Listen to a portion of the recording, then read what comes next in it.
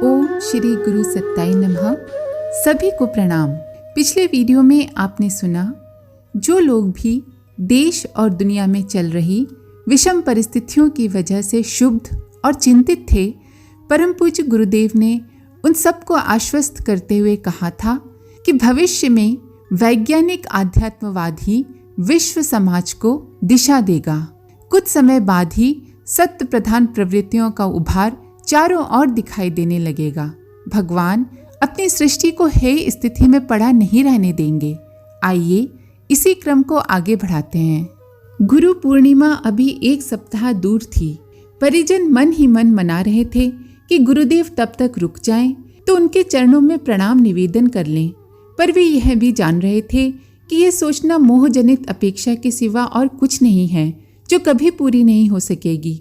शांति कुंज से गुरुदेव के प्रस्थान का दिन आ गया था। मथुरा से प्रस्थान किए हुए 10वां दिन बीत रहा था। शांति कुंज में 9वां दिन। 29 जून की संध्या आरती संपन्न हुई तो वहां आए परिजनों ने रात भर जागने की योजना बना ली। आशा तो यही थी कि गुरुदेव जाएंगे तो साधकों को उनके दर्शन का एक अवसर और मिल सकेगा। उम्मीद थी कि दिन में किसी समय निकलेंगे, लेकिन इस बारे में निश्चित समय का किसी को पता नहीं था। क्या पता रात में ही निकल जाएं। उस समय परिजन सोए रहे तो उनके दर्शनों से वंचित रह जाएंगे। नींद को टालते रहने के लिए सारे परिजन तरह तरह की चर्चाओं में निरत हो गए थे। इन चर्चाओं में गुरुदेव से संबंधित अनुभव और अपने क्षेत्र की घटनाओं का अच्छा खासा विवरण भी था।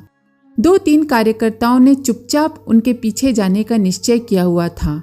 गुरुदेव जा रहे होंगे तो अपनी भावनाएं इस तरह व्यक्त करेंगे, ये कहेंगे, वो कहेंगे। बस इसी सोच में परिजन पड़े हुए थे। मथुरा में 10 दिन पहले संपन्न हुई विदाई सम्मेलन की तरह एक छोटा मोटा मिलने बिछुड़ने का एक आयोजन और हो जाएगा। इसी उहापोह में रात गहराने लगी और धीरे धीरे ढलने लगी। परिजन तरह तरह की योजनाएं बनाते रहे। उनमें से कुछ को हवाओं ने थपकी देकर सुला दिया था। सुबह 4 बजे अर्चना गृह में शंख बजा और परिजनों ने अनुभव किया कि ब्रह्म वेला शुरू हो गई है। आरती वंदना का समय हो गया है। कुछ परिजन इस वेला का पूर्व अनुमान लगा स्नानादि से निवृत्त होकर पहले ही तैयार थे। जो नींदे हो रहे थे वे जागे और मिनटों में तैयार होकर सीढ़ियों की तरफ दौड़े। अर्चना गृह में स्तवन आरती होने लगी। गायत्री माता की दिव्य छटा, उनके सामने प्रज्वलित अखंड दीपक और फूलों से सजी हुई वेदी के सामने माताजी गायत्री स्तुति का पाठ कर रही थीं। गुरुदेव को वहां नहीं देखकर कुछ साधकों का जी धक से रह गया। उन्हें आभास हो गया कि गुरुदेव चले गए हैं शायद, पर मन मानने को तैयार नहीं हो रहा था। आरती, स्तवन और जब ध्यान का क्रम पूरा हुआ तो परिजनों ने माताजी को प्रणाम किया। उस समय तक सभी को लगने लगा था कि रात भर जागने का श्रम काम नहीं आया। गुरुदेव को जाते हुए देख लेने की साध अधूरी ही रह गई थी। फिर भी उनमें से किसी ने पूछ ही लिया। माताजी ने उस बाल सुलभ उत्कंठा का समाधान करते हुए कहा, हाँ, वे चले गए हैं। उन्होंने पहले ही कहा था कि यहाँ से जाते वक्त किसी से नहीं मिल पाएंगे। ये सुनने के बाद परिजन कुछ और पूछने का साहस नहीं कर सके। प्रणाम करते हुए साधकों से माताजी सामान्य दिनों की तरह कुशल क्षेम पूछ रही थीं। उत्तर देते हुए परिजनों के मन में व्याप रही पीड़ा भी उनके होठों तक आ जाती थी। वे बिलख उठते थे। शुद्ध होने की स्थिति यहाँ तक पहुंची कि रमणीक भाई नामक एक कार्यकर्ता बुदबुदाते हुए नीचे उतरे और सप्त सरोवर की ओर चल दिए। मन में क्या घुमड़ रहा है उन्हें खुद पता नहीं था। गंगा किनारे पहुंचे तो कुछ देर रुके रहे, फिर कभी बैठ जाते, कभी टहलने लगते। देर तक इसी तरह बैठते और टहलते रहे। लग रहा था कि गुरुदेव के बिना जीवन व्यर्थ है। ये विचार भी आया कि गंगा की धारा में कूदकर अपना विसर्जन कर दिया जाए। 1.5-2 घंटे बाद सहज हुए और वापस लौटे। उन्होंने अपने साथी परिजन को बताया कि इस तरह के संकल्प विकल्प कई बार उठे। एक बार लगा कूद ही जाऊंगा। कूदने वाले ही थे कि किसी ने हाथ पकड़कर पीछे खींचा और फटकारा। पीछे मुड़कर देखा तो कोई नहीं था, पर हाथों पर पकड़ अब भी महसूस हो रही थी। किसने फटकारा कुछ समझ नहीं आया। शायद गुरुदेव ही थे, क्योंकि जो फटकार सुनाई दी वो उन्हीं के स्वर और शैली में थी। सुनाई दिया था कि मेरा काम किए बिना इस तरह थोड़े ही जाने दूंगा। रमणीक भाई ने इस अनुभूति के बारे में माताजी को भी बताया। बताते हुए डर लग रहा था कि डांट न पड़ जाए, लेकिन कहे बिना रहा भी नहीं गया। दोपहर तक आते जाते रहे, संकल्प विकल्प और वापस आने की बात सुनकर माताजी ने कहा, तुम्हें वापस आना ही था बेटा। तुम्हारा ये जीवन और शरीर अब तुम्हारा नहीं है, इसे गुरुदेव को समर्पित कर दिया है, तो जैसे वे चलाएंगे वैसे ही चलेगा। इसे क्षति पहुंचाने का विचार करना भी पाप है। वहां आए साधकों में से कई को इसी तरह के अनुभव हुए थे। अनुभूतियां आंतरिक ही थीं और भाव संवेदना की स्थिति में ही उपजी थीं। उनका संदेश यही था कि शेष जीवन और कर्म गुरुदेव का काम करते हुए व्यतीत करना है, न इस स्थिति से खिन्न होना है कि गुरुदेव का सानिध्य सामीप्य नहीं मिल रहा, और न ही उसकी कामना या अपेक्षा करनी है। उन्हें अपने भीतर ही समाहित अनुभव करना है। गुरुदेव को जाते हुए देखने या प्रणाम करने की इच्छा मन में ही लिए रह गए साधकों को सहज होने में ज्यादा समय नहीं लगा। पछतावा कुछ देर तक ही रहा कि सावधान नहीं रहे, थोड़ा सजग रहते तो शायद प्रणाम कर सकते थे। इस ग्लानि से उभरने के लिए मन ही मन प्रणाम करने से काफी बल मिला। उनकी बताई योग साधना में निरत होने के संकल्प से भी संबल मिला। इस सबसे ज्यादा संतोष हुआ भूपेंद्र नामक साधक की अनुभूति सुनकर। ये भूपेंद्र 25 जून को शांति कुंज आ गया था। गुरुदेव माताजी के वहां पहुंचने के 4-5 दिन बाद उसने पहले ही योजना बना रखी थी कि गुरुदेव अज्ञातवास जाएंगे तो पीछे पीछे वह भी चल देगा, पर इस संकल्प के बारे में उसने किसी को कुछ नहीं बताया था, गुरुदेव और माताजी को भी नहीं। डर था कि उनसे कहूंगा तो डांट पड़ेगी और मनाही हो जाएगी, और एक बार मना कर देने पर निकलना मुश्किल हो जाएगा। भूपेंद्र चुपचाप मानसिक तैयारी करता रहा। गुरुदेव के प्रस्थान के बाद भूपेंद्र अचानक कहीं चला गया, बिना बताए ही।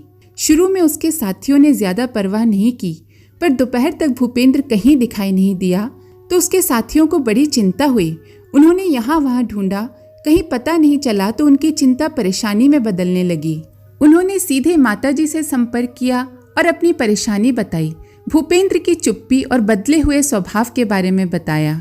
माताजी ने कहा कि चिंता मत करो, भूपेंद्र जहाँ भी है कुशल मंगल से है। वह गुरुदेव के लिए आया था, उसका अनिष्ट नहीं होगा, जल्दी ही वापस आ जाएगा। भूपेंद्र के दोनों मित्र निश्चिंत हो गए। गंगा किनारे घूमने के इरादे से वे सप्त सरोवर की ओर चले। सोचा भूपेंद्र आ जाएगा तभी सामान वगैरह समेटेंगे। घूम घाम कर शाम 6 बजे के आसपास वे शांति कुंज लौट रहे थे तो सप्तऋषि आश्रम से आगे घुमाव के पास पहुंचकर उन्होंने देखा ऋषिकेश मार्ग की ओर से भूपेंद्र लौट रहा है। उसके एक साथी ने दौड़ लगाई, दूसरा भी तेजी से चला और शांति कुंज के प्रवेश द्वार पर ही उन्होंने उसे पकड़ लिया। भूपेंद्र अपने साथियों का सामना नहीं कर पाया। उसे संभलने में कुछ क्षण लगे, फिर कहने लगा, रात भर से जाग रहा था कि गुरुदेव शांति कुंज से जाएंगे तो मैं भी उनके पीछे पीछे जाऊंगा। थोड़ी सी कामयाबी मिली भी, लेकिन उनका पीछा नहीं कर सका। कुछ दूर तक ही जा पाया होऊंगा कि वे अंतर्ध्यान हो गए।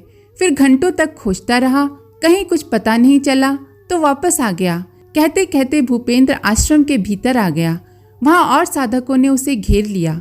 वो अपनी यात्रा और अनुभूतियों के बारे में बताने लगा।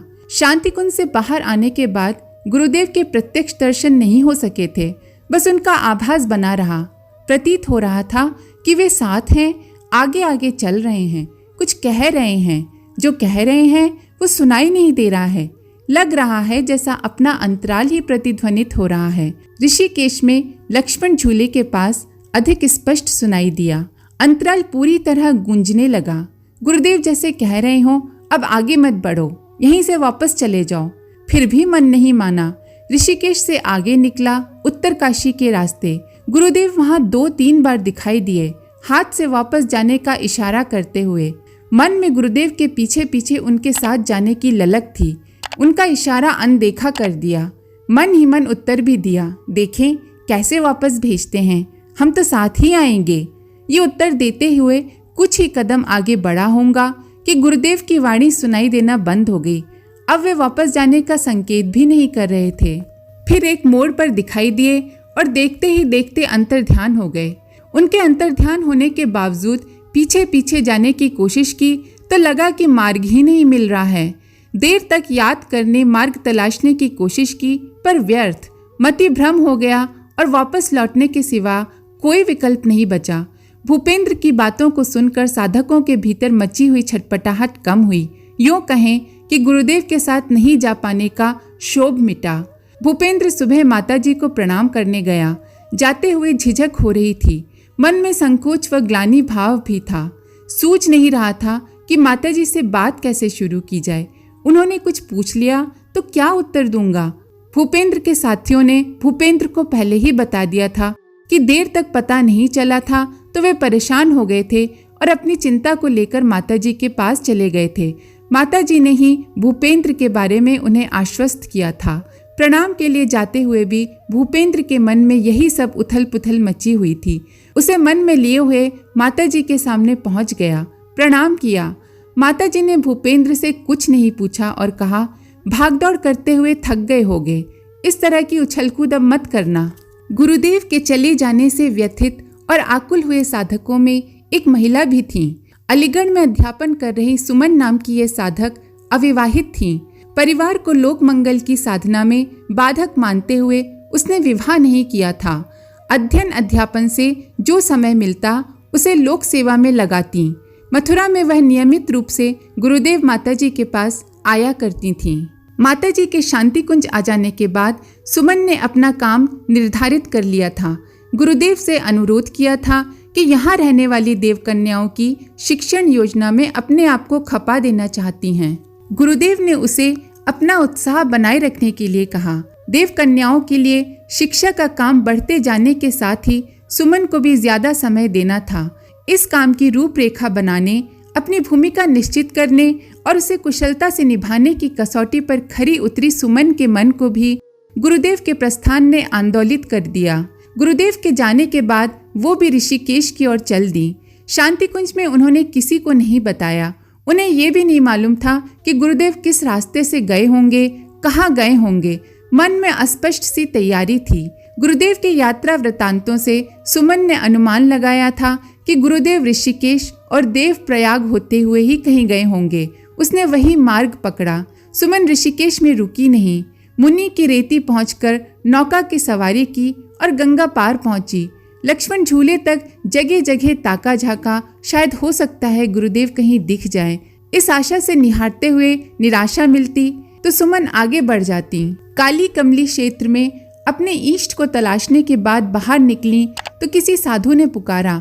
पूछा, किसे ढूंढ रही हो? सुमन ने कुछ नहीं कहा।